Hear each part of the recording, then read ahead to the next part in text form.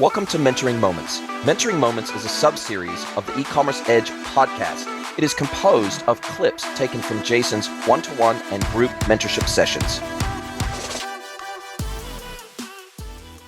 Another episode of Mentoring Moments. I'm here with one of my mentees, Josiah Lau. So this is one of our first sessions together. So thank you very much for joining me, Josiah. And you've got an awesome agenda. I had a quick look at the agenda before we opened up the conversation, and you got a lot of questions for me, and I love that. We probably won't get to them all today, but we'll just keep rolling these forward over the next several months, and hopefully over the next few months we'll get through all of them by the end of our series of sessions together. But I've known you through LinkedIn and through my network of friends in the ANZ e-commerce region for a number of years. I've seen your content, etc. We've had, I think, a few communications, and you've supported my content for a long time on LinkedIn, so I always appreciate that. And I was super stoked when I opened up the most recent cohort of one-to-one mentees and opened that up for applications. You reached out. We've been trying to make our time zones work for the last couple of months, and so finally we've been able to make it happen today. I'm super stoked to have you on board and super stoked to hand the microphone over to you and pepper me with questions.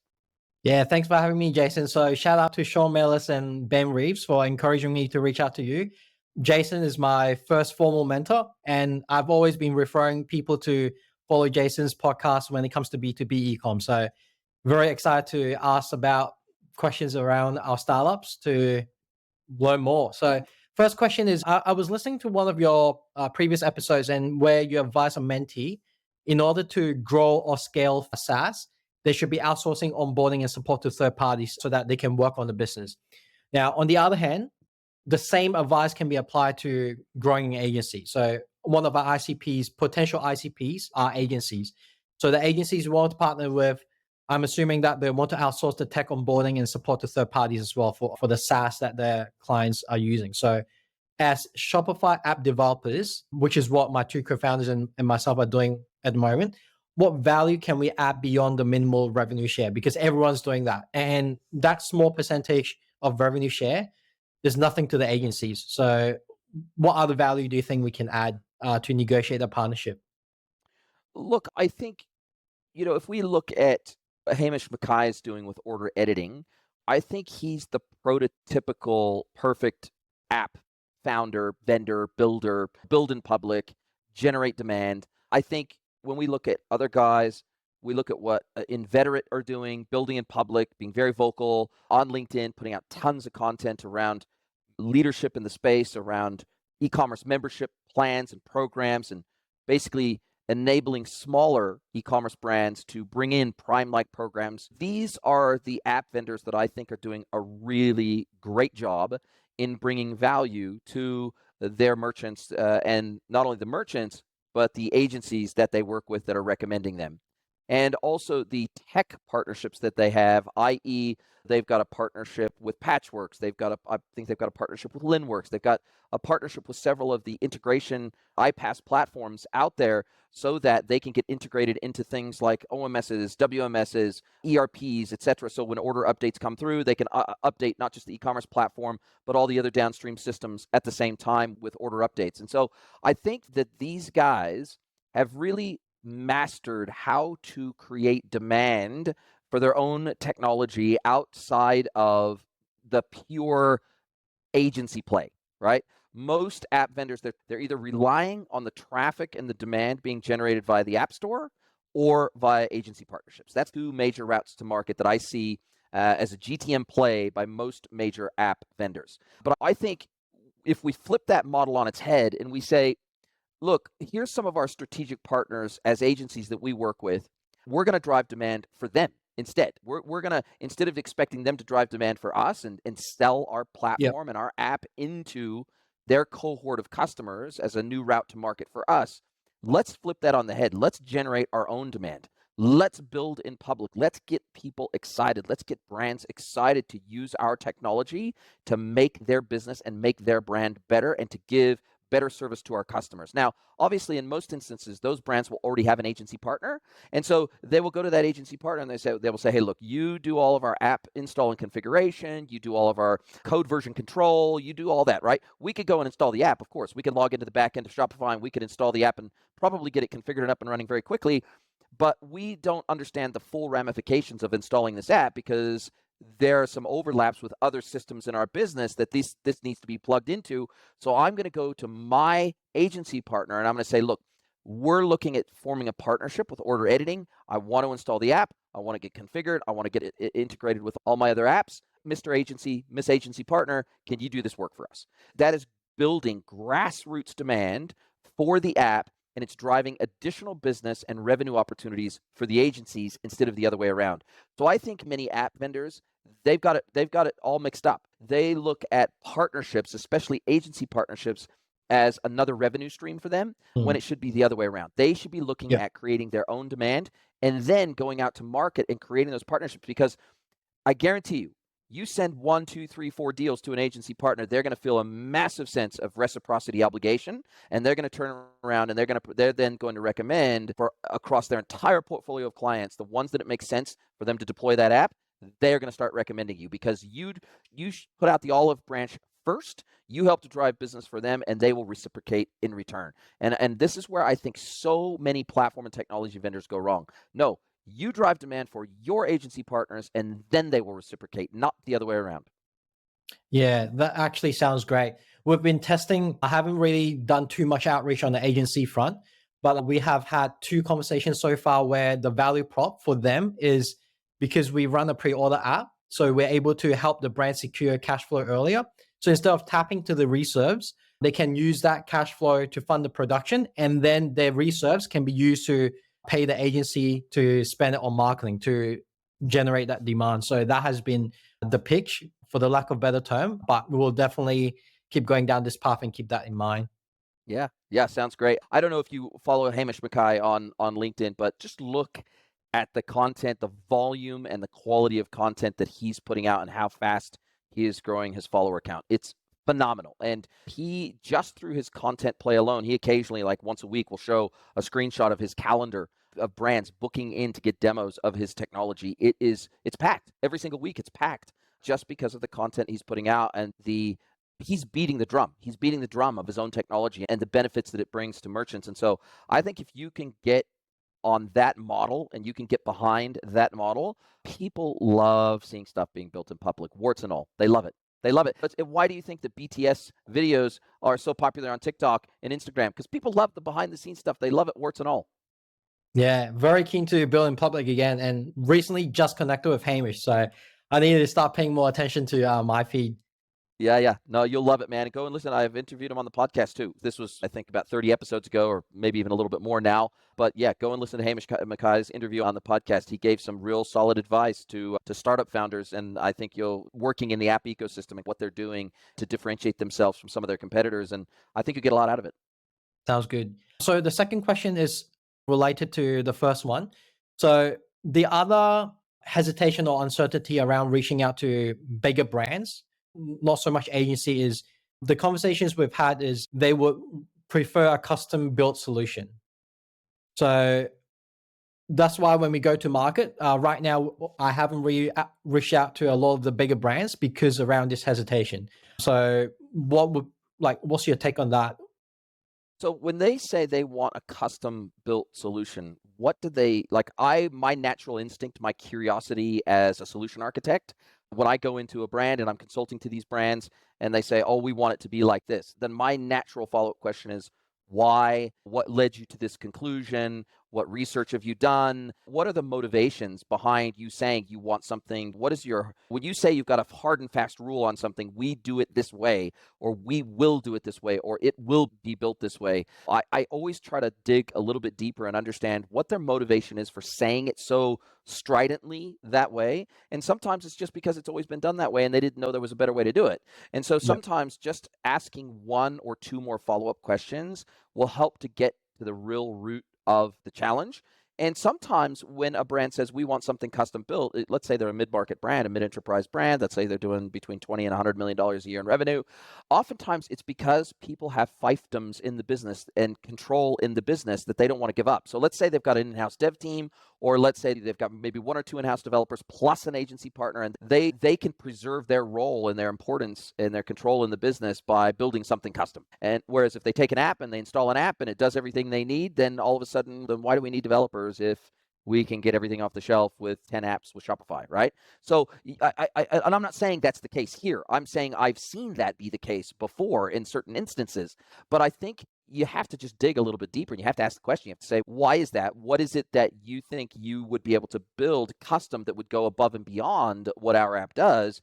And hey, if it's good, if the idea is good, and you say, hey, here's 3 pieces of functionality that your app doesn't do that if we built it custom, we would have the app do. If those ideas are good enough and you think they're broadly applicable to all of the potential merchants that would use your app, say, look, we'll build it. We'll build that functionality in. We'll add that to our list of functionality that we're going to build, because it won't just benefit you. It'll benefit the other hundreds or potentially thousands of merchants that would use our app. So I think you've got to press a little bit harder. And sometimes the reason that they say that too is just to get you off their back. They don't really mean it. They're just like, I don't really want to have this conversation. I don't really want to be sold to. I don't really see a place for this app in my business. So I'm just going to say whatever feels like it's the easiest thing to say to get this guy off the phone with me or whatever, or get this guy out of my DMs or whatever it is, or my email inbox. But it may not be the case, or their reasoning may not be very sound. And so I think gently pushing back and saying, oh, interesting.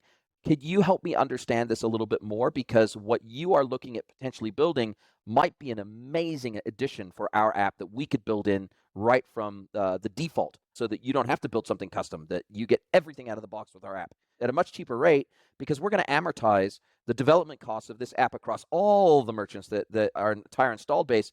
So at least we're defraying the costs across everybody, as opposed to you. If you build something custom, you pay for all of that development cost yourself. And I had the same situation when I first started working with a brand that I was actually working inside of as an employee. And look, they wanted to have a subscription platform built to do subscriptions through their e-commerce platform.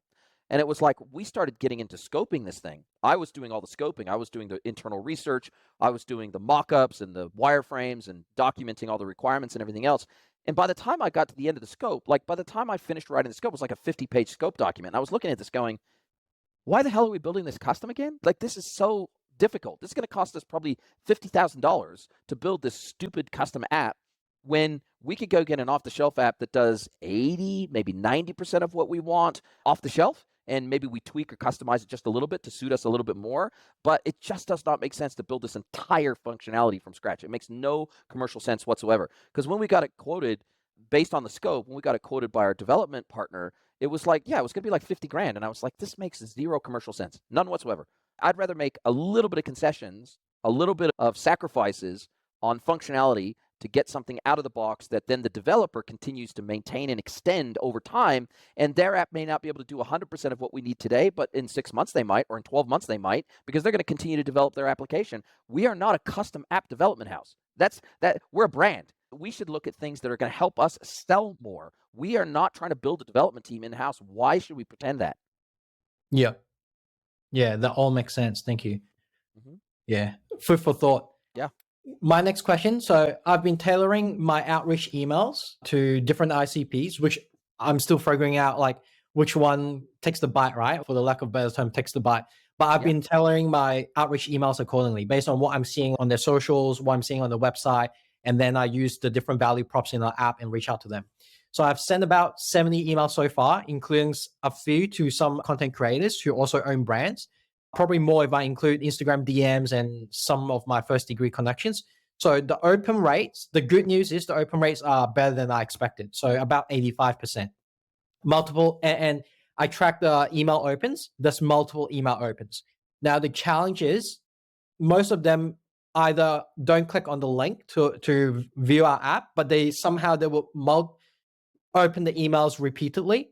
They'll come back every now and then to open that email. So I don't understand why. And then they don't click on the link. So my assumptions, and this assumption, like I still need to try to find ways to talk to them to ask the why, which is what you've also suggested. Is it the timing? I try to step into their shoes, i.e. what do I do when I get cold emails? But then I also have a barrier there because most of the cold emails I get are actually irrelevant, as opposed to my approach, which is tailoring based on what I see on their socials, what campaigns they're running right now, etc. So don't want to seem creepy and ping them and be like, hey, I'm using a tracker. I saw you open my email. Not sure what to say to follow up either. Like things, what I'm doing right now is when it comes to, say, for example, end of financial year sale, not that our app was ready back then, but then I'll reach out and just check in on them and say, hey, how's your end of financial year sales planning? Our pre-order app is coming soon. Are you going to launch something next? I plan to do the same for their Black Friday planning. So not too sure what's the reason why they're opening their emails repeatedly. Yeah, look, I think when I've advised multiple app vendors around their GTM model, and look, I don't propose to be the SaaS go-to-market marketing specialist. That's not normally what I do. That's not normally the game I play. That's not even normally where I consult. I don't offer consulting services around that.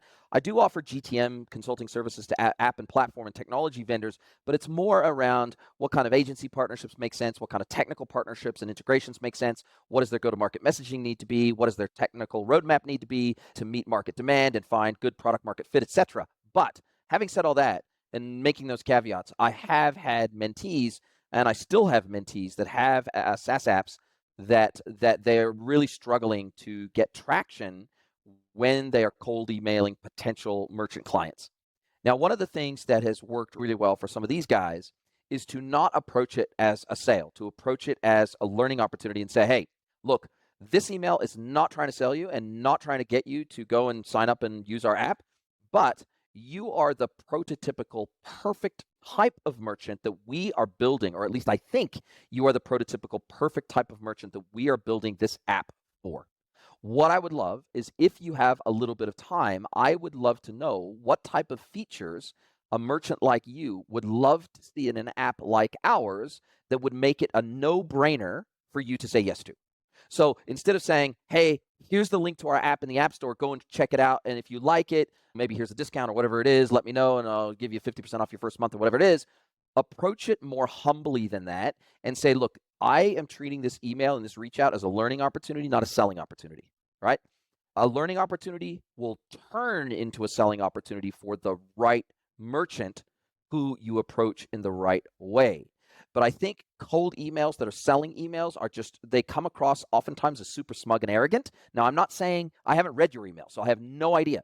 But I get probably somewhere between 10 and 30 cold emails a week from platforms, brands, technology partners, etc., that want me to sell and represent and recommend their product. And it's 9% of the time, I don't even respond because they clearly haven't done their homework. They haven't reached out in a humble way. They're looking at this as just a way to sell more of their stuff to my consulting clients, and they really don't.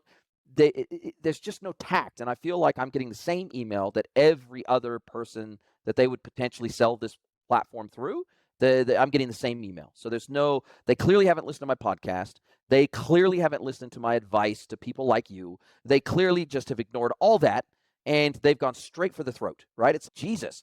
Buy a girl some fucking flowers first. And so I think that if you take a slightly different approach, which is to say, I think based on all the research that we've done about you, and this is not a generic email. We have done our research on you.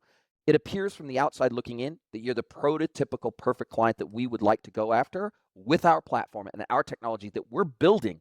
We're building this technology tailor-made for merchants like you. But I'm not sure. But I'd like to find out, and I would like to maybe have just a 10 minutes of your time, 10-minute conversation with you to identify what features and functionality we would need to add to our platform that maybe it doesn't even do yet, that would make it an absolute no-brainer for you to say yes to wanting to install and test and trial our platform, right? I think if you take that approach, and I've seen this approach work many times before, I think just taking so much humility and gratitude that they even open the email. Thank God. I know you get 50 emails a day in your inbox. Treating that inbox with the utmost of respect and in positive intent, I think you'll just get a different response, man. I think you really will. Yeah, I love that angle. And it's interesting how sometimes you just need someone looking in from the outside to give you the clarity that you need. So I appreciate that. Because I've been so fixated on founder-led sales. Yes. Because in my previous roles, like I've been an advocate for, hey, if you're a startup founder, you can't shy away from doing sales yourself. Of course. And you shouldn't delegate it until you've nailed it yourself. So of course, and I'm not suggesting you don't do that. I'm saying that the approach in how you open up or how you're able to identify where there's an opportunity to sell, I think that needs to be different. Yes. I'm not Well, suggesting no. in any shape or form that if they're inquisitive and they want to learn more and they want to have a demo and they want to talk to you about what features and functionality that would be important to them, I think you should still absolutely take that call, and I think you should be the one leading that conversation, and you should be stumping up and owning that.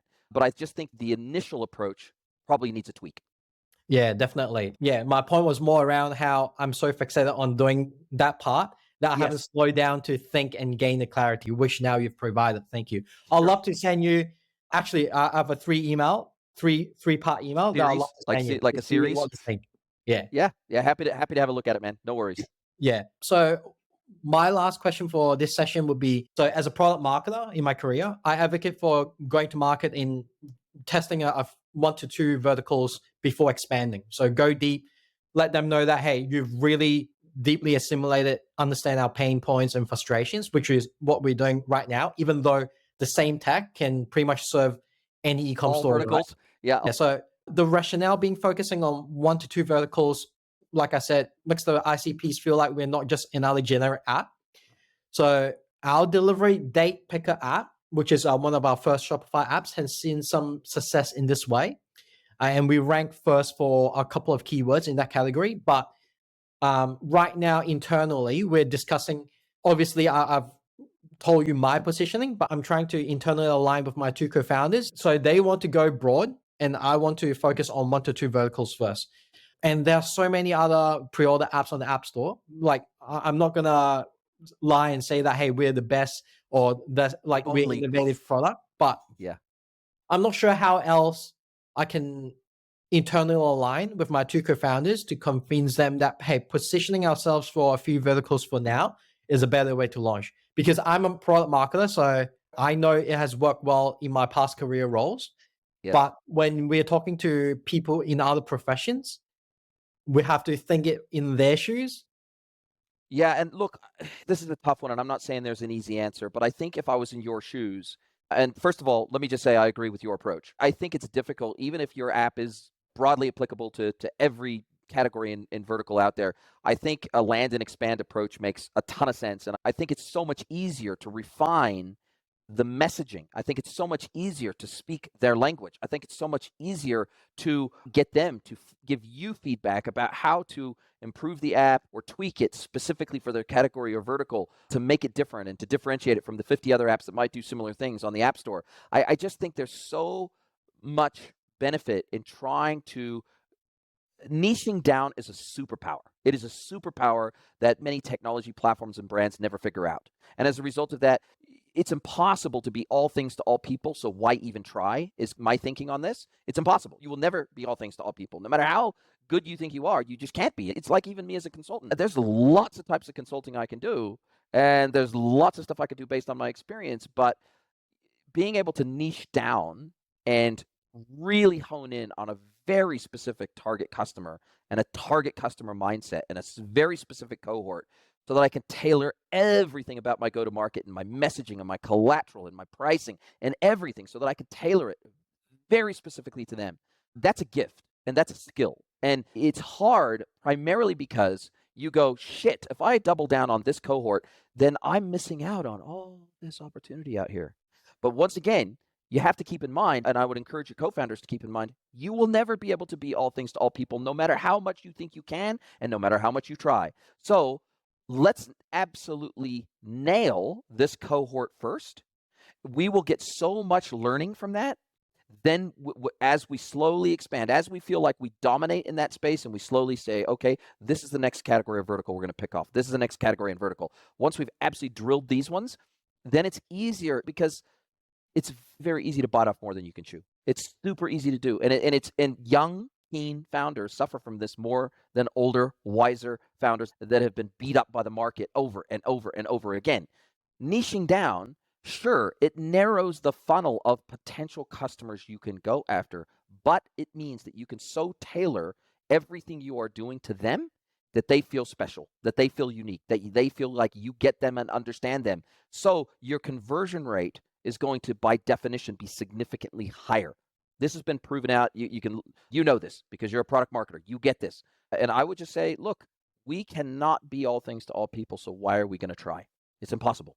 And we've got limited resources. We've got limited capability inside the business where you're running other businesses, e-com businesses, you're building apps, you're doing all these things. I'm sure all three of you are very busy people. You got lots of irons in the fire. Plus you have personal life, family, whatever, maybe kids, whatever. And as a result of that, let's narrow our focus so sharply that the impact is massive and it moves the needle massively, as opposed to diffusing out our effort so broadly that it has so little impact. And look, I don't have a problem with non-marketing founders giving thoughts, opinions, ideas on marketing that maybe they've seen work well in the world. I don't have a problem with that.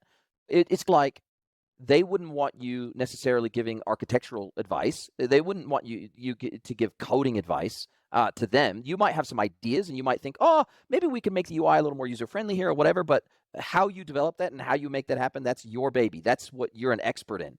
And so I'm a real strong believer that people should stay in the fucking lane. And it makes no sense to have founders with different skill sets if you're all going to be up in each other's business. It makes no sense. That's the whole point of having founders with different skill sets. Step on each other's toes, that you go do what you're good at, they go and do what they're good at, and that's what makes an awesome team. When I had my e-commerce pure play, my business partner was an expert at sourcing. He'd been working in the technology sourcing industry for 15 years. And so there's no way I'm going to even remotely tell him how to go out and source products and negotiate contracts and pricing breaks and payment terms. And fuck no, I have no fucking idea how to do that. That's his baby. And the same with the e-commerce side of the business and the architectural decisions that we made. This is many years ago, and the platform that we selected to build on, and going and finding a developer and getting it built and scoping it and all that sort of stuff. That's like, shit, you go and that's your baby. You go and deal with that because you're really good at it. And so I think there's a time and a place for people to give their thoughts and maybe even some feedback. But I'd say they would have more of a leg to stand on if nothing you were doing from a marketing perspective was working. But the thing is, if you're starting to see some traction, then it's like you don't really have anything to complain about because we're seeing traction. Like the initiatives that we're doing are bearing fruit. So you just have to give it a little bit of time to marinate, give it a little bit of time to bake. But if after 6 months or 12 months of you doing your marketing thing, if nothing's working, then they probably have a right to at least ask some questions. Listen, you've come up with a fantastic agenda. I love it. I love your thinking. I love the fact that you're willing to be humble enough and take on some advice from somebody who's been burnt in the market enough times to know better in many respects. I look forward to speaking to you again in a couple of weeks' time. That was amazing. Hey team, I have a big favor to ask you. Please pause this episode and send the link of this episode to someone you know that you think would enjoy this content. Really appreciate you spreading the word. This is how we grow. We're not a Joe Rogan. We don't have big, massive advertising budgets, but we absolutely want to grow. We want to get the learnings from all of these episodes out to as wide of an audience as possible, and we need your help to do it. Thank you, and now back to your listening. Hello, everybody, and welcome to another episode of Mentoring Moments with my mate Theo. He's got a good agenda lined up for us today, so I'm going to let him fire away, and we're going to have a great conversation for the next 30 minutes or so. Sweet, thanks, Jason. Yeah, so we were speaking last time about different options in terms of building out a delivery network. Previously, I'd had my own full-time developer working on it. It didn't work out, and then where I'm at right now, and off the back of our call, started putting a lot more thought into the subcontractor model in particular, but it's somewhere between referring business onto others and having subcontractors, which are essentially fully white labeled under my brand, which is, if I would say so now, is the ideal situation, right? But I guess the question I'm coming up against is how to communicate that to partners, particularly if they're giving me projects and they've obviously seen the ups and downs of us having our own delivery. Would you lean towards actually just being an open book and saying, yeah, we've had our own team, we're actually now using subcontract, people on contract basis, these are the ones that are working? I don't know how I would approach it, and that's why I'm bringing it up. Yeah, look, I don't think your delivery model is necessarily important to people you work with, meaning that as if you're going to ultimately be responsible for delivery and communication and project management and client relations and all that stuff, I don't necessarily think there's plenty of agencies out there that don't have a full-time, that they use contract resources as and when needed, and they've vetted a network of resources that they trust, that they work with on again, off again. It's almost, there's a lot of very large consultancies that 100% of their resources are contract resources. So they've got a roster of consultants, and when they have a project, they bring them in on a project basis. They work with them on projects, and then when they don't have a project for them, they've got them on the bench and accessible for projects. So I personally don't think that it's necessarily, I don't think you're lying. I don't think you're being deceptive. I don't think you are, unless you have told them previously that you have your own internal team, your own developers, your own whatever, unless you've told them, hey, look, I only work with direct employees or whatever it might be.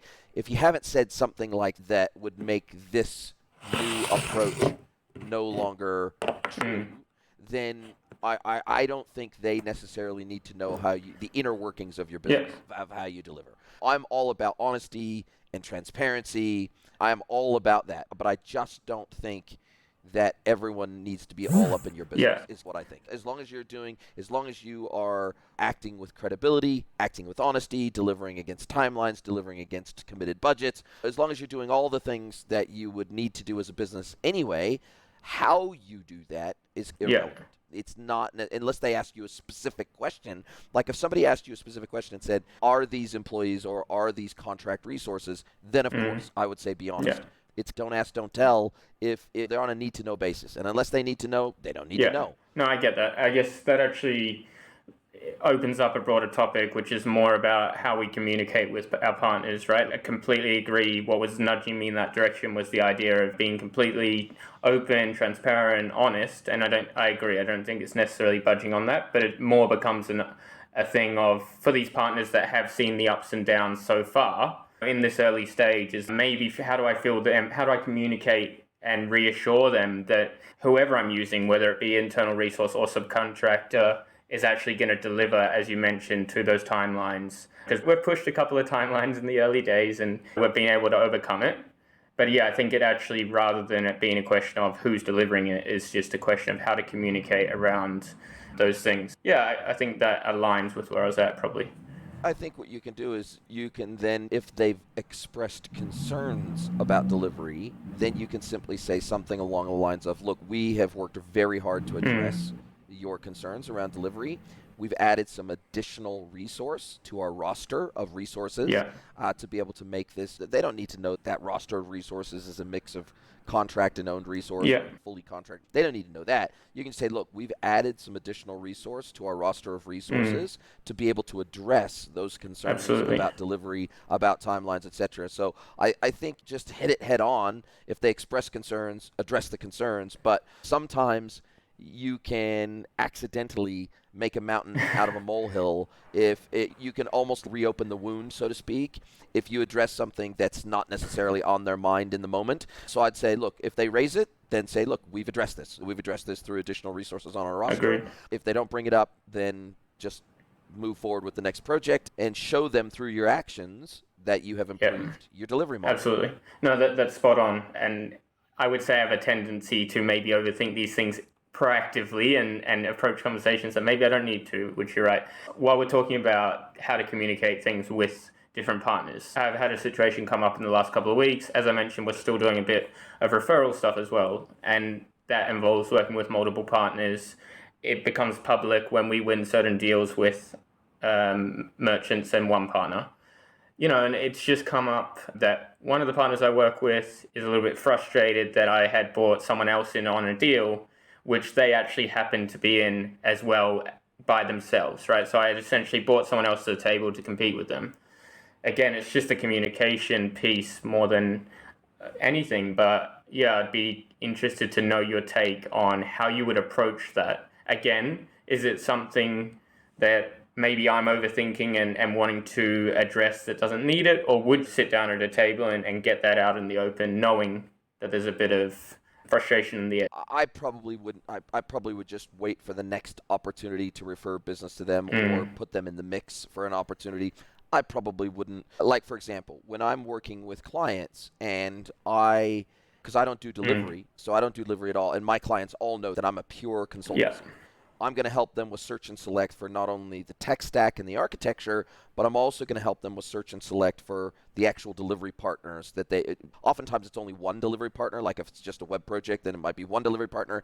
If there is a broader stack that's being implemented, they might need 2 or 3 delivery partners. They might need an ERP delivery partner, they might need a PIM delivery partner, and they might need an agency, and they might need an integration delivery partner. And I'm very transparent with them I'm very transparent both with the client and with the partners that I put into the ring that, look, you're not the only ones that I work with. It's impossible that a single agency or a single delivery partner is going to work for every single scenario. It's just not realistic. And I think most agencies understand that. And I'm very transparent. Look, hey, I've put you into the mix for consideration. You are clearly not going to be the only agency under consideration. I usually go to my clients with 2 to 4 potential delivery partners that we can meet with. So we'll put out, like the BRD, we'll put that out to 2 to 4, just depending on how many the client really wants in the mix.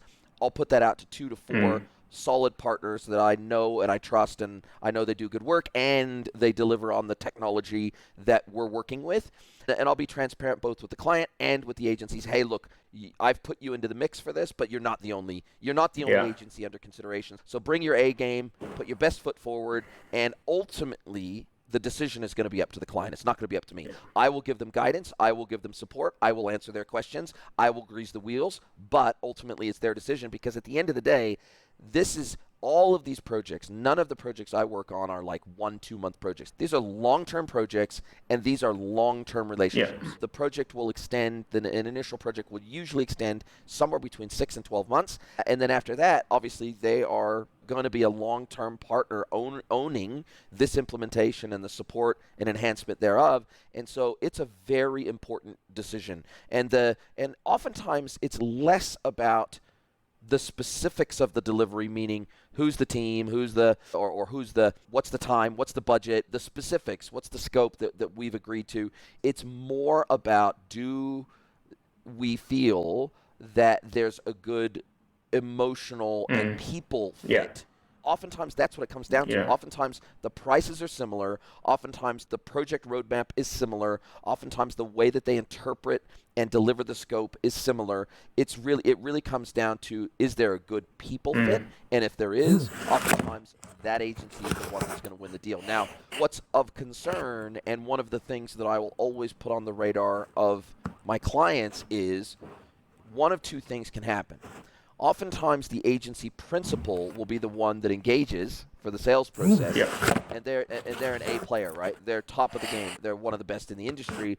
But then, depending on who they assign to the project, it may not link as well.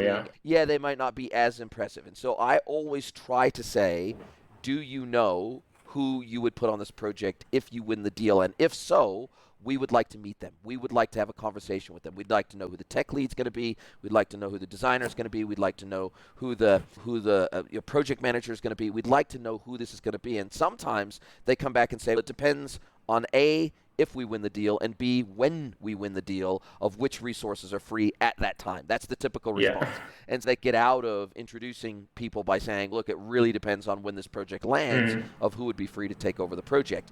But I always like to know with some level of certainty who would be assigned to this project if you win it, so that we can meet them and so we can understand, are we getting an A team, a B team, a C team, or a D team? We need to know that. We need to know what kind of personalities we're going to be dealing with, because oftentimes I will work with my clients through a 2 to 4 month transition window, moving from consulting into delivery, and I will oftentimes be asked by the client to stay on board for 2 to 4 months in that handover period, so that I can make sure that all of the requirements and grease those wheels in that first tentative, okay, cool, we're setting up our cadences, we're setting up our sprints, we're setting up our design phase, we're setting up whatever. I'm often asked to grease those wheels to make sure there's a smooth and effective transition. And I'm guessing that sometimes you are asked to do the same. Totally. Yeah, that's the role that I'm trying to fill, and where I'm trying to drive a lot of value, right? Is continuing to manage a relationship even after it's been signed off.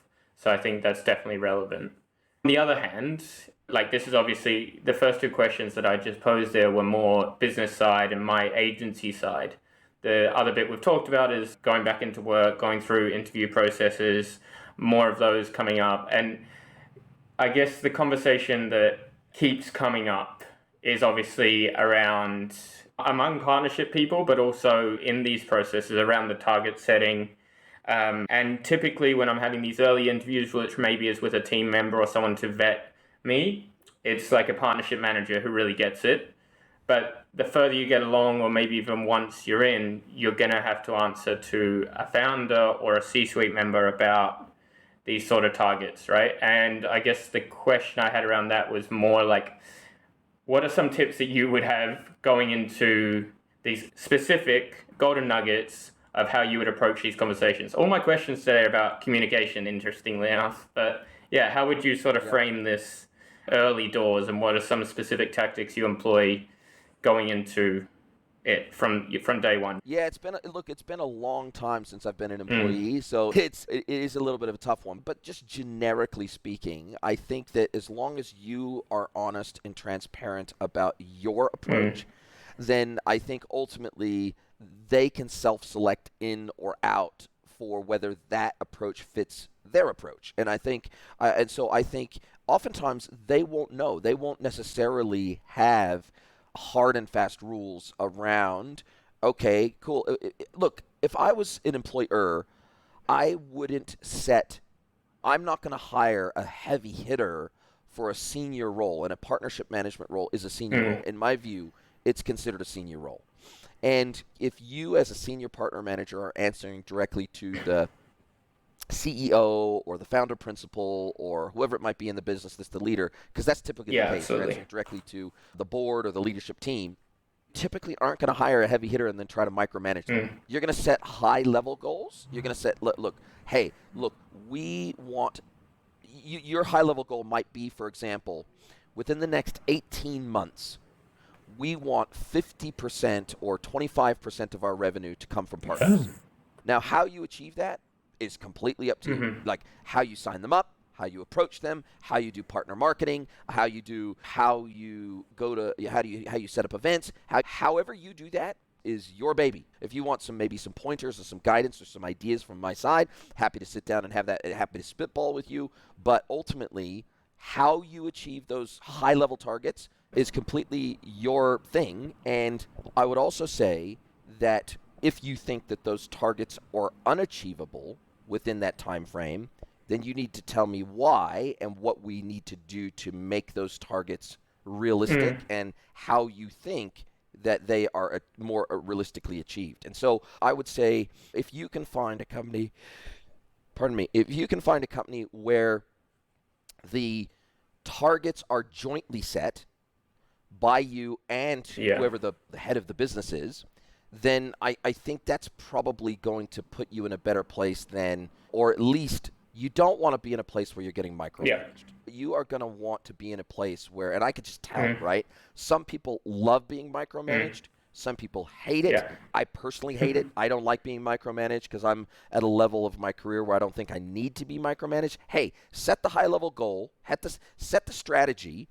I will worry about the tactics and the execution, and we'll get along just fine. And I think as long as you're transparent about that and you go into these conversations with these potential employers and say, look, all I need is you to set some high-level targets, the high-level strategy and vision for the business, and I will worry about the tactics and the execution, and we'll get along great. So I think that's a polite way of saying, don't fucking micromanage me because I don't need it. But also, like, it's a good door opener to what are their expectations, because at the end of the day, that's super important to know. And actually, as you referenced there, their openness to building those out jointly is huge, I think, and it aligns well with the idea of not being micromanaged and having something that you agree is going to be good to work towards together.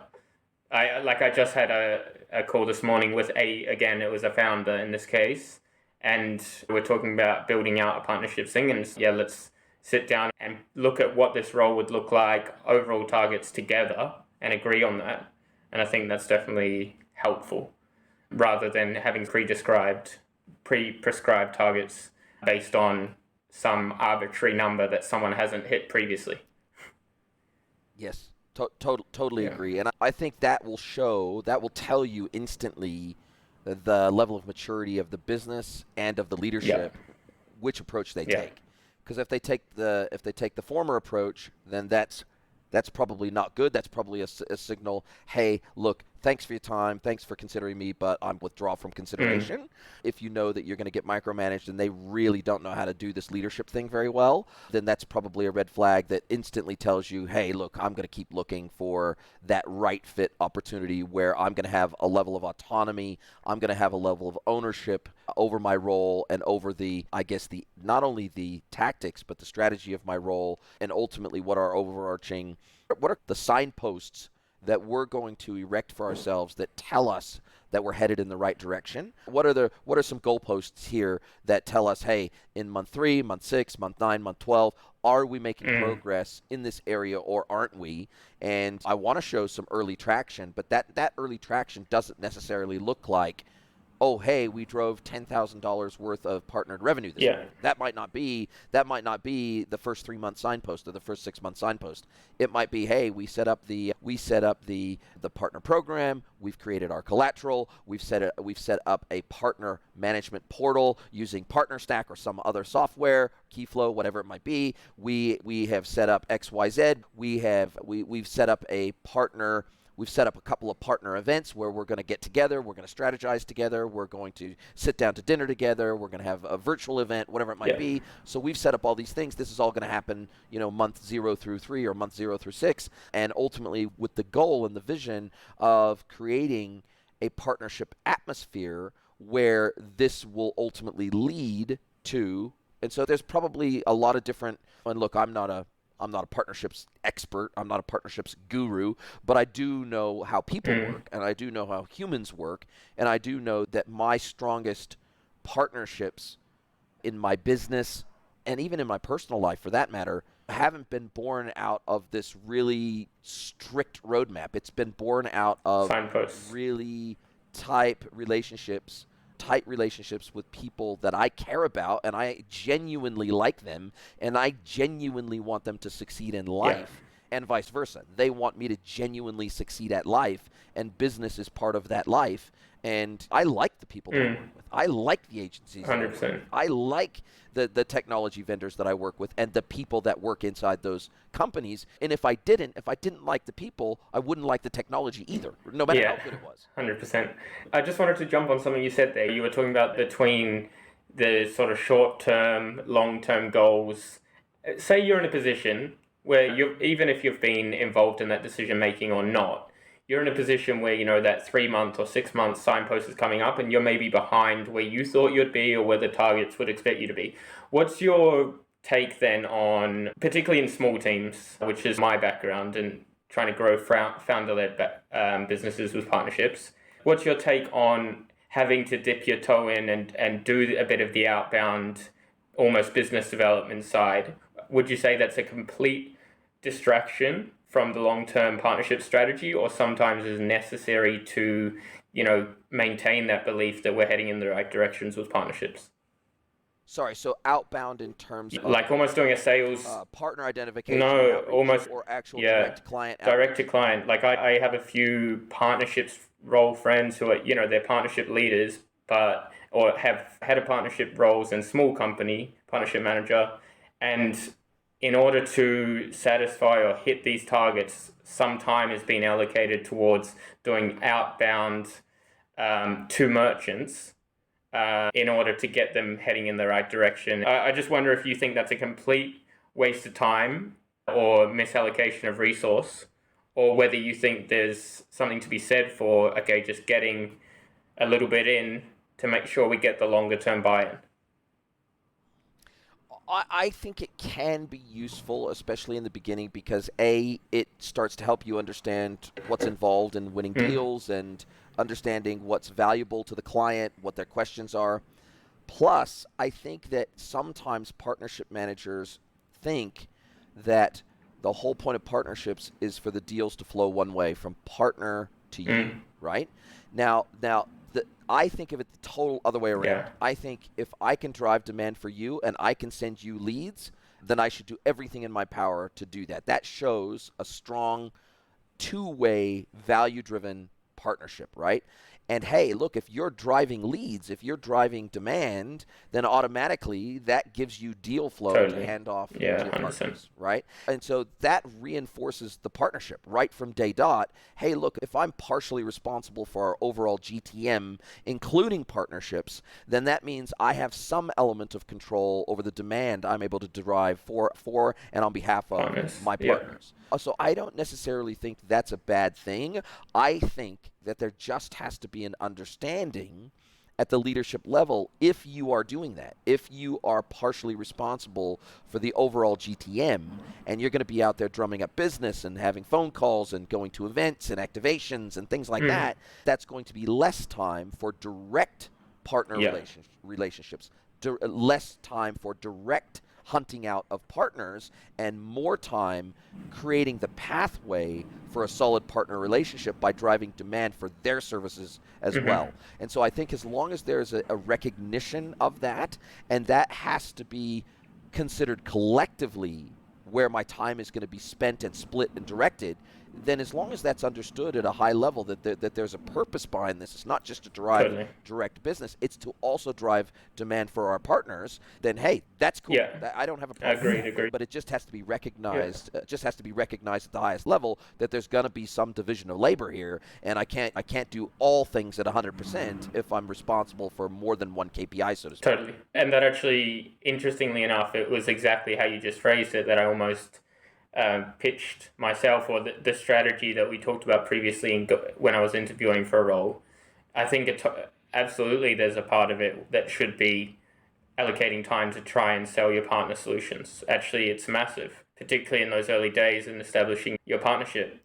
The more value you can drive to them, the more you're going to get back, right? Without thinking of it too transactionally, the long-term effects will only benefit the partnership function in your new role. Yeah, that sounds really great.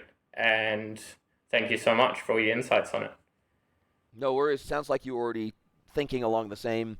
It sounds like you're already thinking along these lines anyway, and it was more just a validation of your thinking than anything else. So yeah, no, it's great to be able to validate the direction you were already going and some of the conversations you were already having. But I guess it just gives you more confidence going into these conversations, knowing, hey, look, this is what I thought, but is this realistic? And yes, I don't think you're speaking out of turn or thinking out of turn. I think you're being very realistic and very honest and very transparent, which is what you want, especially if you're going to go to work for someone. You don't want to get hired under quote-unquote false pretenses and say what they want to hear, and then all of a sudden get in there and realize, geez, this is not how I want to operate at all. That's going to set the foundation for a really tough relationship. Yeah, and there's totally a line, right? Because I completely agree that selling the partner solution, it should be part of the time that makes up that role. However, like some roles that I've looked at or had conversations around have been much, much more leaning towards actually just selling our product, and suddenly you're just applying for a business development role rather than a partnerships role. So I think having those conversations is truly important. And even though you said that I'm heading in the right direction, I think this has been really useful.